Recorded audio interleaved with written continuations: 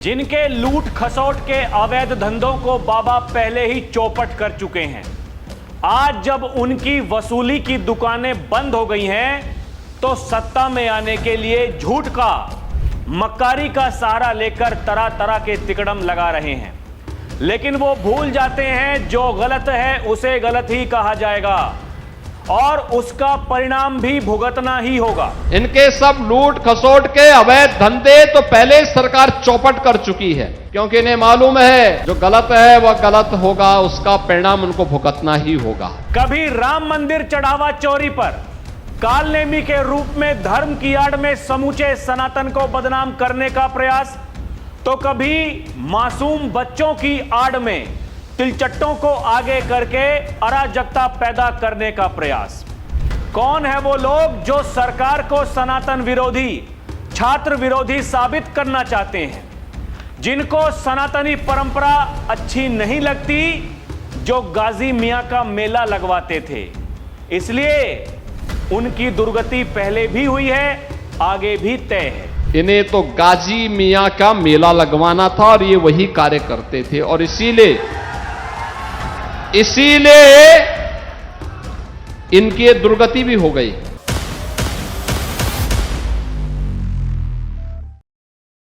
दर्शकों नमस्कार, DNP India देख रहे हैं आप, साथ हूं मैं आपके राहुल चौधरी।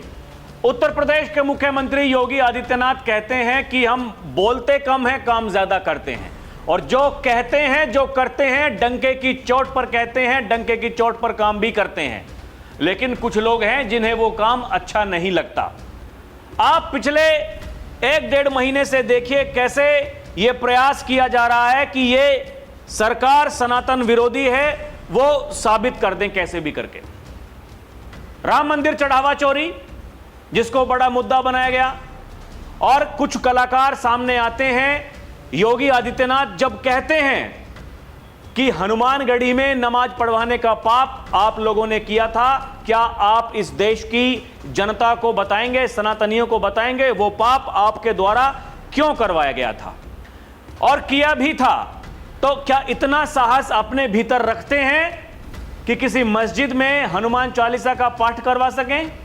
ये नियम कानून, ये सब, ये सनातन परंपरा, उस पर क्यों लागू आप लोग करते हैं? बाबा ने कह दिया, माहौल बना दिया, लोगों को पता चल गया, ये उसका काउंटर नहीं कर पाएंगे, तो फिर एक एजेंडा चलाया जाता है, कुछ लोगों को आगे किया जाता है, जिनमें श्री श्री 1008 स्वामी अभिमुक्तेश्वरानंद तथा कथित शंकराचार्य, जो आजकल पूरे यूपी की परिक्रमा कर रहे हैं, जगह जगह जाकर के योगी सरकार की, मोदी सरकार की आलोचना कर रहे हैं। उनका यह कहना है कि गौ माता को उन्हें राष्ट्र माता बनाना है, वो उसकी लड़ाई लड़ रहे हैं। आप समझिए, उससे पहले उनके गुरुजी जब थे तब किनकी सरकारें थीं, तब राष्ट्रमाता बनाने का सपना कभी उनको नहीं आया, उनके गुरुजी को नहीं आया।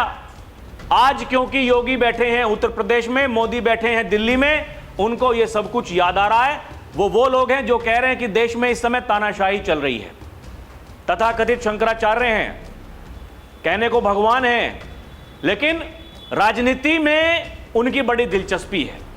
उनके जो गुरुजी थे, बताया जाता है कि उनकी भी बड़ी दिलचस्पी थी। दर्शकों, एक तो वो सामने आते हैं, पत्रकारों पर भड़कते हैं, गुस्सा होते हैं, चिल्लाते हैं और कहते हैं ये सब कुछ झूठ है, योगी आदित्यनाथ झूठ बोल रहे हैं और इसके लिए उन्हें गद्दी छोड़नी पड़ेगी। मतलब योगी की गद्दी वो छोड़ने की बात सबके सामने एक बार नहीं, इससे पहले भी कई बार कह चुके हैं, लेकिन इस मुद्दे पर, हनुमानगढ़ी वाले मुद्दे पर यह कहा गया। बृजभूषण शरण सिंह आजकल वो भी बड़ी बड़ी बातें करने लगे हैं। जब फंसे हुए थे महिला पहलवान, जब उन्होंने उनके ऊपर आरोप लगाए थे कि भैया पता नहीं क्या क्या हमारे साथ में किया है, उस समय कुछ नहीं बोल रहे थे। लेकिन जब टिकट कट गया, अब हालांकि उनके बेटे को टिकट दिया गया, वो सांसद हैं, दूसरे बेटे विधायक हैं, अब ये भी हमको पता नहीं चल रहा कि बेटे उनकी बात मान रहे हैं कि नहीं मान रहे हैं, क्योंकि भाई वो विधायक हैं, वो सांसद हैं, वो अपनी सरकार की बातें कर रहे हैं। ब्रजभूषण शरण सिंह वो सामने आते हैं मीडिया के और ये कहते हैं ये झूठ है। उनका ये कहना था कि हनुमानगढ़ी में कभी नमाज नहीं पढ़ी गई। सुनिए। कभी नमाज नहीं पढ़ी, कभी नमाज नहीं वहाँ पर पढ़ी गई थी, ये गलत। लेकिन नमाज हनुमानगढ़ी पर नमाज पढ़ी गई, ये बात गलत। उनको मालूम होना चाहिए कि इस हनुमानगढ़ी का निर्माण एक मुसलमान ने ही कराया था। आज भी पत्थर लगा हुआ है, उसने कराया था। अब जब चौतरफा आलोचना हुई, सोशल मीडिया पर लोगों ने वो विजुअल्स चलाए, वो फोटो डाले, हनुमानगढ़ी में जिस समय वहां नमाज पढ़ी गई थी, हिंदू देवी देवता, उनकी प्रतिमा, उनकी मूर्तियों को ढक दिया गया था। ये क्या सौहार्द करना चाहते थे आप समझिए। ये कैसी सरकारें थीं। सब कुछ तथ्यात्मक है, सबके सामने है। बड़े बड़े जो मीडिया संस्थान हैं उन्होंने बाकायदा रिपोर्ट की है, इसके ऊपर विजुअल्स चलाए हैं, सबके संज्ञान में है। वहां तमाम अधिकारी, उस समय के जो वहां पर तैनात थे, नेता, उन सब के बयान सामने आए। सबने कहा कि हां ये पाप हुआ था। कुछ लोगों ने कहा कि हम भाईचारा स्थापित करना चाहते थे, इसलिए हम कर रहे थे। वो उनकी मानसिकता हो सकती है। वो जो सेक्युलरिज्म वाली जो बातें करते हैं वो उनकी सोच है, उसका कोई इलाज नहीं हो सकता। उन्होंने प्रयास किया, लेकिन एक प्रयास ये भी कर लेते, लगे हाथों जो कहा योगी आदित्यनाथ ने, भाई आपने वहां नमाज पढ़वाई, कहीं हनुमान चालीसा का पाठ करवा देते, भाईचारा हो जाता। भाई भाईचारे की इतनी आपको आती है कि हमें भाईचारा कराना है, एकता को बनाए रखना है, तो देखिए ताली कभी एक हाथ से नहीं बजती है, वो दोनों हाथ ऐसे मिलेंगे तो ताली बजेगी। और जब तक आप केवल एक हाथ को बजाते रहोगे ऐसे ही करके, तो आपकी कोई सुनने वाला है नहीं। केवल संसद में वो सुना जाता है जब वहां बैठ करके मेज थपथपाई जाती है, जब कोई नेता भाषण दे रहा होता है। इसके अलावा एक ताली की कहीं कोई महत्व है नहीं। ये सच्चाई है। लेकिन ये सब कुछ हो रहा था। बाबा, मैंने कहा, आपको पहले भी बताया दर्शकों, योगी आदित्यनाथ वो ऐसे ही योगी नहीं है। मन में आया तो अपने नाम के आगे योगी लिखवा लिया। जिनके मन में आता है, कहा ना योगी आदित्यनाथ ने तब खड़े होकर के विधानसभा में कि कोई भी व्यक्ति अपने नाम के आगे शंकराचार्य नहीं लिख सकता है। तो जो बाबा के आलोचक हैं वो खड़े हो गए, अरे देखिए मुख्यमंत्री ऐसा कैसे बोल सकते हैं। अरे भाई, मुख्यमंत्री को डर नहीं लगता बोलने में। मुख्यमंत्री बनने से पहले वो एक मठ के महंत हैं, गोरक्षनाथ के, जिसकी अपनी एक परंपरा है। किसी को जरूरत है इसलिए उनको मुख्यमंत्री बनाया गया। लेकिन योगी जब मुख्यमंत्री बन गए, उनके साथी जो थे, अब उनको बड़ी चिढ़ है इस बात की। एक गैंग तो वो है जो दिन रात ये चाहता है कि भाई कैसे ना कैसे करके इसको रोका जाए, क्योंकि जो प्रयास उस समय मोदी को रोकने के लिए हुए थे, मोदी नहीं रुक पाए। आज वही प्रयास वो योगी को रोकने के लिए किए जा रहे हैं, लेकिन योगी कहां थमने का नाम ले रहे हैं। अब ब्रजभूषण शरण सिंह, उनका बयान फिर से सामने आया। कहा कि हमसे गलती हो गई, हम समझने में थोड़ा इधर उधर कर गए, क्योंकि पत्रकारों ने कहा कि वहां हनुमानगढ़ी की सीढ़ियों पर नमाज हुई थी, तो हमारे मुंह से निकल गया कि भैया नहीं, ऐसा नहीं हुआ था। उनका यह कहना है कि परिसर में नमाज हुई थी और उस समय हमने ये विरोध किया था। अरे भाई, अगर ऐसा था तो उसी समय पूरी बात बता देते। अब क्या कह रहे हैं, सुनिए।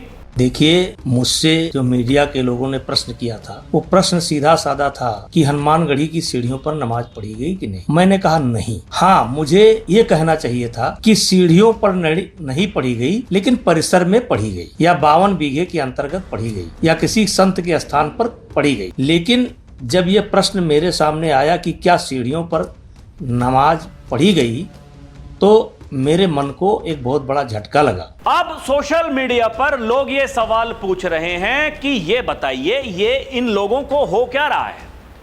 भाई, जो दिन रात केवल सनातन की बात करते हैं, वो चाहे अभिमुक्तेश्वरानंद हो, वो चाहे ब्रजभूषण शरण सिंह हो, भाई वो भी देखिए सनातन की बात तो करते हैं। हनुमानगढ़ी में दर्शन करने के लिए जाते हैं। राम मंदिर, मतलब जहां रामलला विराजमान है, वहां नहीं जाते हैं, लेकिन हनुमानगढ़ी में तो जाते हैं। और कहा भी, एक पत्रकार हैं जो माहौल क्या है बताते हैं। अयोध्या में घूम रहे थे उस समय जब ये मुद्दा चरम पर था, तो वहां गए दर्शन करने के लिए, उनसे बात की, पूछा कि इतना सब कुछ बवाल चल रहा है, आप फिर भी यहां पर आए हैं? तो उन्होंने कहा कि नहीं भाई, हनुमानगढ़ी में तो हम आते हैं। मतलब जो व्यक्ति हनुमानगढ़ी में इतना जाता है उसको यह नहीं पता कि यहां नमाज हुई थी, उसके परिसर में हुई थी कि सीढ़ियों पर हुई थी। आप इस बात को समझिए, इस खेल को समझिए। आप वो कौन लोग हैं जिनकी चिढ़ केवल योगी आदित्यनाथ से है और किसके इशारे पर यह सब कुछ हो रहा है? जिनको लखनऊ में होना चाहिए, उत्तर प्रदेश में इस समय होना चाहिए। कुछ लोग तो ये कहते हैं कि अखिलेश भैया को पता नहीं क्या बड़ा नेता बनने की उनके दिमाग में बात आई, वो दिल्ली चले गए, सांसद बन गए। जबकि आप अगर योगी आदित्यनाथ के आलोचक हैं, आप उनके प्रतिद्वंदी हैं, अरे भाई वहां उनके सामने जब वो विधानसभा में खड़े होकर के बोलते हैं तो समाजवादी पार्टी के मुंह में फेविकोल जम जाता है, वो कोई उत्तर नहीं दे पाते। अखिलेश यादव जब थे वो प्रयास कर रहे थे, लेकिन जब भी प्रयास किया तो बाबा ने उधर से धमाका कर दिया। कुछ लोग तो ये भी कहते हैं कि अतीक अहमद माफिया, वो शायद आज कहीं जिंदा होता, मतलब किसी जेल में होता। जेल में तो सड़ ही रहा था, खुद ये कह चुका था कि महाराज जी हमसे गलती हो गई, पहले ही मिट्टी में मिल चुके हैं, बस अब रहने दीजिए, छोड़ दीजिए। अब भाई महाराज जी जो ठान लेते हैं वो ठान लेते हैं। कहा था कि मिट्टी में मिला देंगे, क्योंकि बबुआ विधानसभा में खड़े होकर के वो चिल्ला रहे थे, देखिए फिल्म की शूटिंग हो रही है, कानून व्यवस्था एकदम चरमरा गई है, कुछ ठीक नहीं है। बाबा खड़े हुए, खड़े होकर के उनको समझाया, ये माफिया, ये आपकी पार्टी के द्वारा पोषित माफिया है, जिसको विधायक सांसद बनाने का काम आपने किया। ये दोहरा मापदंड नहीं चलेगा, ये हमारी सरकार है, उस माफिया की कमर को तोड़ने का काम हमारी सरकार ने किया है। और मैं फिर इस हाउस में कहता हूं, उस माफिया को मिट्टी में मिला देंगे। कहा, हो गया काम। ये आजकल जो ये कॉकरोच आपको दिखाई दे रहे हैं ना दर्शकों, दिल्ली में बड़ी सुप्रीम कोर्ट जाएंगे, हाई कोर्ट जाएंगे, पुलिस वालों ने लठ बरसाया है, ये हुआ है, वो हुआ है। लोग ये कह रहे हैं कि अगर ये लखनऊ में हुआ होता ना, बाबा अभी तक इनकी फिल्म बना चुके होते। आप देखिए वरिष्ठ पत्रकार हैं, वो इस बात को कह रहे हैं, भैया कि यहां हिमाकत मत करना, बाबा के दिमाग का कुछ पता नहीं कब क्या होगा। ये आए थे एक दिन लखनऊ, रुके, आकर के यहां से भाग लिए, इनको पता है कि इनके साथ में क्या हो सकता है। लोग यही कह रहे हैं, लिख रहे हैं सोशल मीडिया पर, कुछ समय के लिए यूपी के साथ में दिल्ली का भी वो जो अतिरिक्त प्रभार है वो बाबा को दे दीजिए। यहां जो लोग जिनको गर्मी आ रही है, यहां शिमला बनने में दिल्ली में ज्यादा समय नहीं लगेगा, ये कह रहे हैं दर्शकों। देखिए आप, मैं अपने मन से थोड़ी कह रहा हूं, ये 24 घंटे के लिए इस आदमी को दिल्ली की कुर्सी पर बैठा दो, ये सारे कॉकरोच उसी नाली में चले जाएंगे जहां से वो आए हैं, और नहीं जाएंगे तो मेरा नाम बदल देना। लोग ये कह रहे हैं दर्शकों, लोगों को पता है। वरिष्ठ पत्रकार हैं अमिताभ अग्निहोत्री, वो कह रहे हैं कि दिल्ली ठीक है, यूपी में ना करना भैया, यूपी में करोगे तो फिर नाप दिए जाओगे। और उनकी वीडियो लगा करके लोग ये लिख रहे हैं कि बाबा जी लठ में तेल पिलाकर बैठे हैं, सोच रहे हैं दिल्ली का भी अतिरिक्त प्रभार मिल जाए तो मजा आ जाए। आप देखिए, ये लोगों की भावनाएं हैं। जिन लोगों को ये लगता है कि भाई योगी के खिलाफ आप कुछ भी बोल करके ऐसे निकल जाओगे, ये होने वाला है नहीं। मैंने पहले भी आपको बताया, कई बार बताया है, ये सोशल मीडिया का ज़माना है। यहाँ वो पहले वाली बात नहीं है ना दर्शकों कि आज जो कुछ हुआ अगले दिन अखबार में छपेगा, नहीं छपेगा। उस पर भी पहले चर्चा होती थी, क्या छपवाना है, क्या नहीं छपवाना है। आजकल तो कोई घटना घटित हुई, वो टीवी पर बाद में चलती है, पहले लोगों के फ़ोन में आ जाती है। ये सोशल मीडिया की क्रांति है। ये क्रांति जिस बारे में लोग कहते हैं कि क्रांति, ये वही क्रांति है।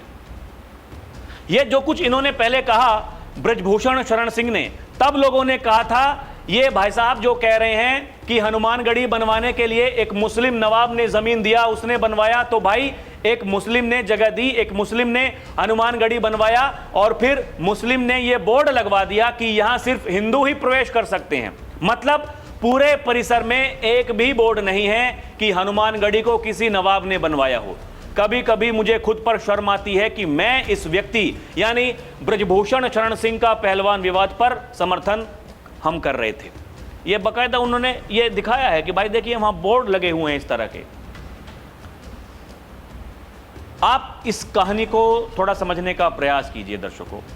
अभी ये भाई साहब ये कह रहे हैं ब्रजभूषण शरण सिंह, जब इनसे ये सवाल पूछा गया और फिर आगे ये पूछा गया कि भैया आपने तो कहा था कि ये किसी मुसलमान ने बनवाया है, तो कहा कि ये हनुमानगढ़ी ये आज का नहीं है, आज का नहीं है, ये भगवान शिव ने भी उस समय जिस समय वो थे तो बताया था, हनुमानगढ़ी के बारे में जिक्र किया था।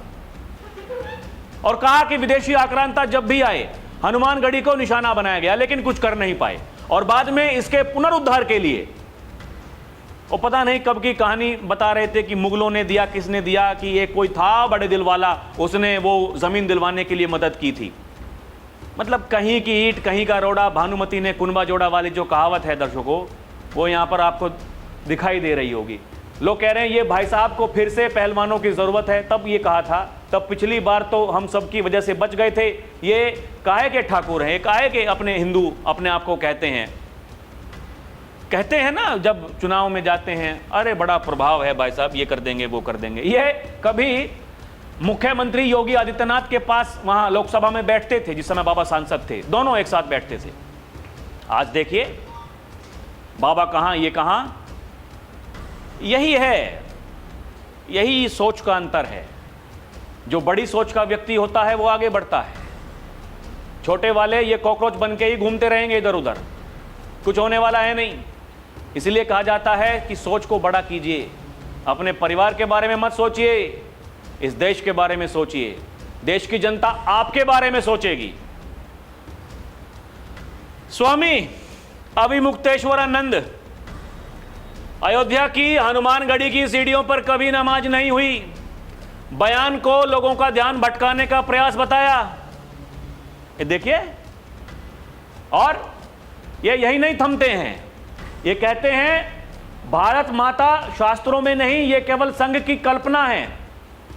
भारत माता की अवधारणा को संघ की कल्पना बताते हुए कहा कि शास्त्रों में इसका कोई उल्लेख नहीं है। ये तो संघ ने, बीजेपी ने, विश्व हिंदू परिषद ने अपने विकास के लिए इसका भारत माता का इस्तेमाल किया है। ये भाई साहब का कहना था, अभिमुक्तेश्वरानंद जी का, उसके बारे में भी बताऊंगा। ये एक्सपोज्ड, तुरंत अपने कहने पर ही ये लोग एक्सपोज होते हैं। मैं यही कहा ना, सोशल मीडिया का जमाना है, सब कुछ मिल जाता है भाई। जो इतिहास को आप बदल तो नहीं सकते, जो हुआ है वो हुआ है। यही लोग कह रहे हैं ये हनुमानगढ़ी पर मुख्यमंत्री योगी जी सही हैं। ये लोग जो घुमा फिराकर बातें करते हैं वो अपने बयान से पलट गए हैं। हनुमानगढ़ी की सीढ़ियों पर नहीं, परिसर में नमाज पढ़ी गई थी। आज जो लोग ये कह रहे हैं ये वही लोग हैं जो समय अनुसार बात करते हैं। योगी जी संत हैं, संत सही बोलते हैं। ब्रजभूषण शरण सिंह को देर में समझ आया, लेकिन आया जरूर। लोग इनके बारे में लिख रहे हैं दर्शकों। ये योगी जी जो बात कहते हैं वो तथ्यात्मक बोलते हैं, कोई घुमा फिरा कर कोई लाग लपेट नहीं है। और देखिए, ब्रजभूषण शरण सिंह अपने बयान से पलटे, माफी मांगी और कहा कि किसी को तकलीफ हुई हो तो मैं हाथ जोड़कर माफी मांगता हूं। लेकिन लोग ये भी कह रहे हैं कि भाई जो ब्रजभूषण शरण सिंह हैं ये तो माफी मांग लिए, जो ढोंगी आचार्य हैं वो माफी मांगने वाले नहीं हैं, क्योंकि वो अभी भी मुंगेरी लाल के हसीन सपने देख रहे हैं। ये पप्पू टप्पू अप्पू को सीएम पीएम बनाना चाहते हैं, इसीलिए इसका ढोंग अब ज्यादा नहीं चलेगा। लोग सब कुछ देख रहे हैं, लोग सब कुछ देख रहे हैं ना भाई, सबका पता चल जा रहा है कि कौन क्या बोलता है, उसके बाद में उसका क्या असर होता है। अशोक श्रीवास्तव हैं वरिष्ठ पत्रकार, वो लिखते हैं कि स्वामी अभिमुक्तेश्वरानंद ने चुनौती दी थी कि हनुमानगढ़ी में रोजा नमाज हुई थी तो सिद्ध करके दिखाओ, वीडियो उपलब्ध हैं, अब गद्दी कौन छोड़ेगा ये भी बताओ महाराज जी। लोग कह रहे हैं भाई साहब महाराज जी हनुमानगढ़ी में ये हुआ है, ये साक्ष्य हैं, बताइए। आप जो शंकराचार्य बने घूम रहे हैं उस गद्दी पर पता नहीं कितने लोग अपना हक मानते हैं। कह रहे हैं कि ये छद्म रूप से वहां पर बैठे हैं। सुप्रीम कोर्ट भी यही कहता है। लोग कह रहे हैं कि ये सपा और कांग्रेस को भरोसा है कि यूपी में स्वामी अविमुक्तेश्वरानंद हिंदुओं को कंफ्यूज करके हिंदुओं के वोट दिलवा देंगे, और अविमुक्तेश्वरानंद भी इस काम में जी जान से जुट गए हैं। चिल्ला चिल्ला कर कह रहे हैं कि समाजवादी पार्टी की सरकार के समय अयोध्या हनुमानगढ़ी में रोजा नमाज नहीं हुई, जबकि सच तो यह है कि ऐसा 1 नहीं 2 साल तक हुआ। मामला कोर्ट में गया, तब रोक लगी, और रोजा इफ्तार की तो बाकायदा वीडियो उपलब्ध है जिसमें हनुमानगढ़ी में रोजे से पहले लगी देवी देवताओं की तस्वीरों को चादरों से ढका जा रहा है। सब कुछ उपलब्ध है, फिर भी ऐसी बातें करनी है।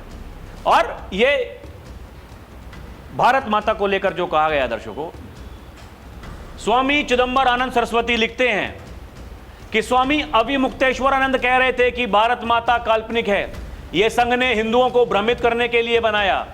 लगता है इनके पूज्य गुरुदेव द्वारिका पीठाधीश्वर शंकराचार्य महाभाग भी संघ के भ्रम में भारत माता के चित्र का पूजन कर रहे हैं। देश धर्मद्रोहियों के जाल में फंसकर अविमुक्तेश्वरानंद कितना नीचे गिरेंगे।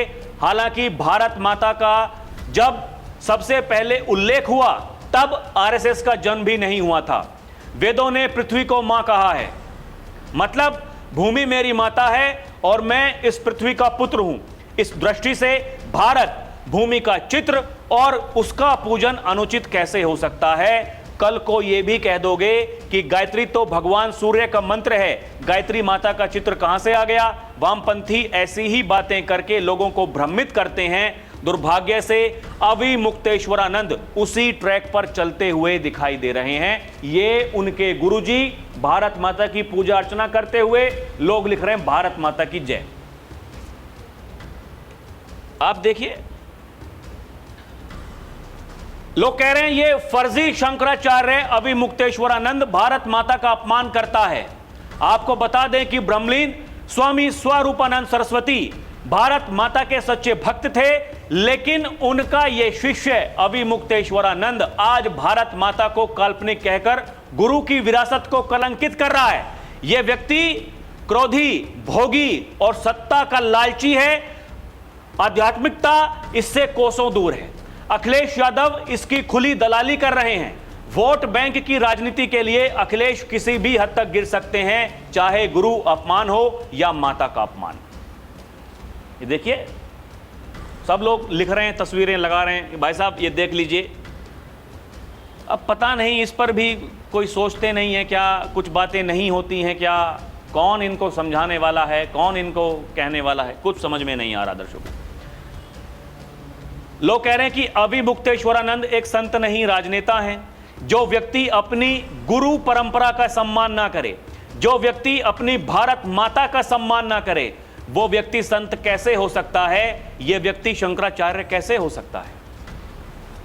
जो व्यक्ति ये कह रहा है ये देश तानाशाही की तरफ बढ़ रहा है, उत्तर कोरिया इसको बनाया जा रहा है, Modi ji Kim Jong Un बनना चाहते हैं। सुनिए, उन्होंने टारगेट करके, फोकस करके और उसके बाद फिगर पे उंगली रख दी। ये दृश्य भी कोई कम दृश्य नहीं है। इसका मतलब है कि ये देश तानाशाही की ओर बढ़ रहा है। ये देश जो है उत्तर कोरिया बनाया जा रहा है, और मोदी जी और उनकी पार्टी इसको, वो लोग किम जोंग उन बनना चाहते हैं। तो हमारा ये कहना है कि भारत के लोगों को इस बारे में सावधान हो जाना चाहिए। दर्शकों, लेकिन ये लोग भूल जाते हैं ये किससे टकरा रहे हैं। योगी आदित्यनाथ उत्तर प्रदेश की गद्दी पर जो बैठे हैं, उन्होंने कल ही कहा ये समाजवादी पार्टी वालों को विकास की पैरवी करने की फुर्सत कहां है। इनके लूट खसोट के अवैध धंधे को ये सरकार पहले ही चौपट कर चुकी है, और ये जो आज जो दुम दबा करके कहीं ना कहीं छुप करके वो अपने जो काले कारनामे हैं उनको छुपा करके बैठे हैं, सामने नहीं आने देते हैं, क्योंकि इनको पता है जो गलत होगा उसका परिणाम इनको भुगतना ही होगा। सुनिए क्या कह रहे हैं बाबा। कहां सपा वालों को कहां फुर्सत है विकास की पैरवी करने की। इनके सब लूट खसोट के अवैध धंधे तो पहले सरकार चौपट कर चुकी है, क्योंकि इन्हें मालूम है जो गलत है वह गलत होगा, उसका परिणाम उनको भुगतना ही होगा। दर्शकों, सालार मसूद विदेशी आक्रांता, उसका महिमा मंडन करने के लिए ये लोग मेला लगवाते थे। मेला बहराइच में, संभल में भी, आसपास के वहाँ के इलाकों में कई जगहों पर उसके नाम का मेला लगता था। मेला, वहाँ बड़ी संख्या में हिंदू भी जाते थे। बाबा ने एक किस्सा सुनाया, कहा कि मैं उस समय सांसद था, मैं वहाँ से गुजर रहा था, बड़ी संख्या में लोग जा रहे हैं। मैंने कहा अरे भाई कहाँ जा रहे हो? बोला जी वो मेले में जा रहे हैं, मेला लगा है। मेला काहे का मेला? कि सालार मसूद के नाम का मेला। अरे बाबा ने कहा कि अरे ये तो भाई गलत हो रहा है, षड्यंत्र है। योगी ने कहा जब हमारी सरकार आई सबसे पहले उन मेलों को हमने बंद किया। यह मतलब विदेशी आक्रांताओं का महिमा मंडन, उनको महान शासक बताया जाता है। चाहे वो महाराजा सुहेलदेव हों, महाराजा सूरजमल हों, महाराणा प्रताप सिंह हों, उनसे कोई मतलब नहीं, उनके नाम का मेला नहीं।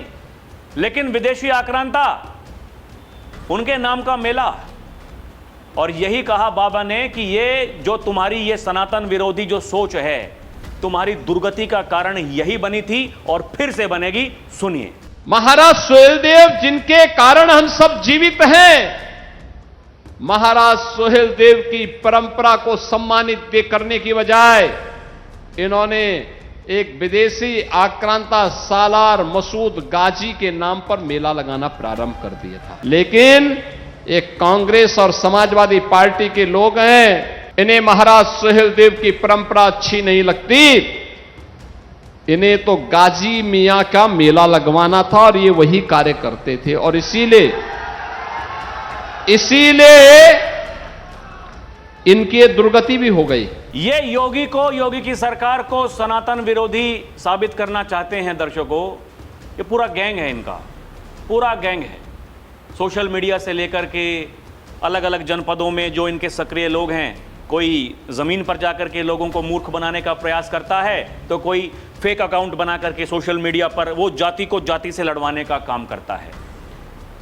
लेकिन ये कामयाब एक बार तो 2024 के लोकसभा चुनाव में तो हो गए, क्योंकि बहुतेरी ऐसी बातें हुई, कई बार हम जिक्र कर चुके हैं, दोबारा उसको कहने की ज़रूरत नहीं। ये बीजेपी की कुछ खामियां थीं जिसका फ़ायदा विपक्षियों ने उठाया। लेकिन वर्तमान में जो दिखाई दे रहा है वो एकदम साफ है। यूपी को किसी भी हालत में बीजेपी खोना नहीं चाहेगी। एक ऐसा राज्य जो बीमारू था, जहां कोई निवेश करना नहीं चाहता था, जहां 6 बजे के बाद में बेटी घर से निकल नहीं सकती थी, जहां व्यापारियों के प्रतिष्ठानों में आगजनी की जाती थी, जहां एक जनपद एक माफिया था, माफिया सत्ता के संरक्षण में एक समानांतर सरकार चला रहा था, गरीबों के हकों पर डकैती डालता था, लूटता था, शोषण करता था। आज माफिया दूर की कौड़ी हो चुका है। यह सब कैसे हो पाया? इच्छा शक्ति, पॉलिटिकल विल पावर जिसके भीतर होती है वो कर जाता है, उसको किसी सहारे की जरूरत नहीं होती। बाबा अभी एक कार्यक्रम में बैठे थे तो वो बता रहे थे, उन्होंने कहा कि जब मैं गोरखपुर से लखनऊ आया तो मेरे पास कोई ऐसी टीम नहीं थी कि जो मेरे लिए काफ़ी दिनों से काम कर रही हो, कोई गोरखपुर की टीम हो या फिर दिल्ली की कोई ऐसी टीम हो कि भाई साहब एकदम बढ़िया टीम है, आप लेकर के जाइए, आपके साथ काम करेंगे, एकदम सब कुछ बेहतरीन हो जाएगा, ये माफिया स्वाहा हो जाएंगे। कोई नहीं था। वही अधिकारी थे जो पहले वो सड़े हुए सिस्टम में काम कर रहे थे। लेकिन जब वो अधिकारी उनको बैठ करके समझाया गया, बताया गया कि भैया ऐसे नहीं, ऐसे, ये नहीं, ये जो कहते थे अरे महाराज जी कैसे हो पाएगा, कि हो पाएगा, होगा, क्यों नहीं होगा? मैंने कहा है तो होगा, हो गया। जो लोग केवल सोचते रहते हैं, जो कहते हैं भारत कभी विकसित नहीं बन सकता, उनकी सोच कभी बदल नहीं सकती है। बाकी दर्शकों, आपको क्या लगता है हमें कमेंट करके बताएं। अभी के लिए इतना ही। देखते रहें डीएनपी इंडिया, हर खबर भरोसे के साथ। हमारी आपसे अपील है कि आप हमारे चैनल को सब्सक्राइब भी करें। बहुत बहुत धन्यवाद। जय हिंद, जय भारत, नमस्कार।